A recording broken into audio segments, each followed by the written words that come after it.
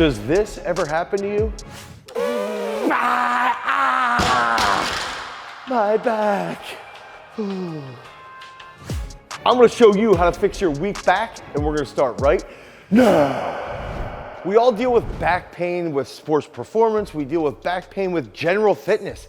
As we age, we just injure our back doing random things. Hell, I've even hurt my back picking up my twins while I was sneezing. And I'm not kidding, that actually happened. And when we get laid up from back pain, you can't do anything. And when you're hurt and you're injured with your back, you can't get on a bike, you can't go for a run, you can't push the sled, you can't really do anything without being in a substantial amount of discomfort. Now, for the quickest in-depth back education on the anatomy of the back, we've got to look at it and think, all right, if our back is strong, we can be a little bit more agile. We can run a little bit faster. We can lift a little bit more weight. We can squat a little bit more. We can jump a little bit higher. And even if we're doing things for general health, like riding a bike or even doing CrossFit, these are all things that our back will impact in a positive manner if it's actually strong. So what the are the back muscles? And in today's video, we're not going to talk about the trapezius or the lats, even though yes, those are both back muscles. We're going to be talking more about the lower back and how the lower back impacts everything that we're going to be doing. So our main focus today is going to be on the erector spinae, and then that secondary focus is going to be on the quadratus lumborum. Now, when we think about those muscles right along our spine, okay, we're actually looking at three specific muscles inside of the erector spinae. So it's actually broken down into three different segments. We have the spinalis, and that's going to be the closest muscle to your spine. Okay, then that next one will be the longissimus. The longissimus is going to insert at the top of our neck and run all the way down to our pelvis, okay? So it's a really, really long muscle. And then that last one, the iliocostalis, that's going to be the most medial muscle. It's going to be on the outside. But these are basically just two chunks that are lining our spine. And again, that goes spinalis, longissimus, iliocostalis. These muscles are going to help our spine be stable, and it's going to help hold us with good posture. They play a major role in our back health. Now, when we talk about the quadratus lumborum, that's going to be more in our lower back and a little bit into our abs, okay, just by the way it works through our spine. If we can think about our QL being responsible for lateral flexion, extension, a little bit of rotation as well, but mainly that lateral flexion is where the QL is going to play a main part. And a lot of people who might have substantial back pain might have a little bit of a tweaked QL, so we've got to think about that. Mainly, we're going to be focusing on QL and the erector spinae, those three key muscles, spinalis, iliocostalis, and the longissimus. So as a coach, at times, I've failed pretty miserably with dealing with lower back issues, at times. Especially with sports like football, where there's a lot of compression. Sports like throwing, where there's a lot of constant rotation. Again, we've got to think about what those lower back muscles are actually doing and where they're located, and what that fast deceleration might do to that specific side, the type of stress that it might actually have. And that's one of those areas that over time I've been able to work on and start to look at, okay, how are these muscles moving? At what speed are they moving? And then how can we actually train them more effectively? That's what we've done, and that's what we've put inside of our app, Peak Strength. We developed this app to help you guys get stronger, not only just in your lower back, but also globally throughout your entire body. So let's start with two simple movements. This is going to be a superset that you can use to strengthen your lower back. Now, I will say this, they aren't the best lower back exercises. We're going to save that for later, but using this as a really good superset and actually thinking about lateral flexion, extension, rotation, when we're thinking about that, that's where we're gonna see these two exercises. So we're gonna start with these two movements to improve the strength of your lower back. Now, this first key exercise, this is something that we'll typically do like 4 sets of 12, 5 sets of 12 on each side. Remember, QL is responsible for lateral flexion, okay? And if we have athletes that do a lot of rotation, we need to target this area with this specific movement. This is called a standing posterior twist.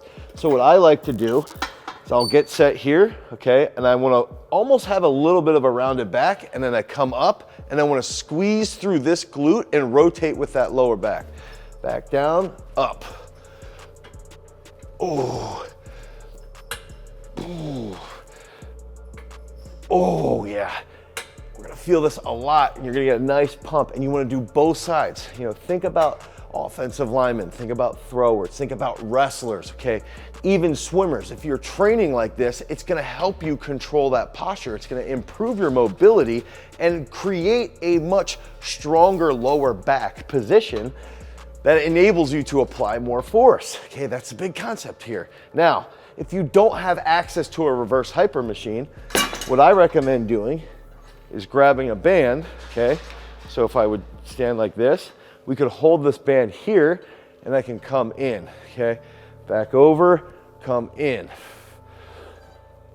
Ooh. And you can lower and raise the height of the band to help train that lower back. Ooh. You'll even start to feel this a little bit in your abs to hold that stability. So again, 4 or 5 sets of 12 on each side. And we're gonna superset this with one of my favorite exercises, which is the single leg banded RDL. Now, with the PowerLastic, what we can do here, this is an absolutely fantastic movement for warm-ups for various different reasons. I can put this over my back. I can travel with this. If I get off of an airplane, I do this almost every single time that I travel. I'll get off the airplane, I got my PowerLastic band in my suitcase, and I can get ready here. I want to try and do a little bit of mobility work on my lower back and my hamstrings. So I'm in a unilateral position, so I'm a little bit unstable. Okay, you can see my foot twisting there just a little bit. I want to come down. I like to come up, hold this position as upright as I can. Back down, come back up, okay?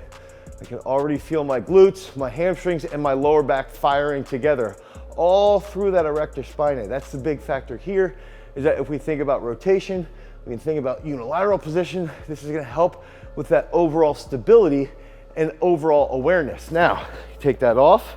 I wanna switch feet.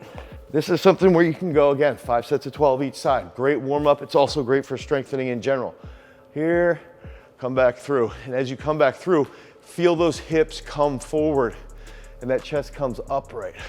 Because of where you're placing the band on that neck, it's further away from that center point, which makes it a little bit heavy.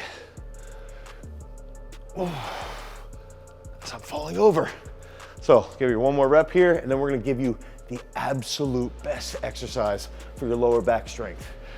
Oh, now what is an exercise that will have spinal flexion and a fairly decent load on the erector spinae? Remember, the spinalis, the longissimus, the iliocostalis, okay? And one of those other things is also what exercise can do that, and then how can we actually load that without impeding upon the progress of strengthening our back? Because oftentimes we overload our back and that leads to another injury. And that takes us to the powerlifting great, Louis Simmons. We remember the fact that he always had his athletes doing the reverse hyperextension. They would do the lower back movements to help deload their lower back, to lead to improvement in their spine. But one of the issues that no one ever really discussed, how to properly load the reverse hyper. So what's the sweet spot? In comes sports science. Thankfully, we can look at the effect of load on muscle activity, kinematics, and force production during the reverse hyperextension exercise. Lawrence, Sama, and Swanson figured out that one of the best ways to load the reverse hyperextension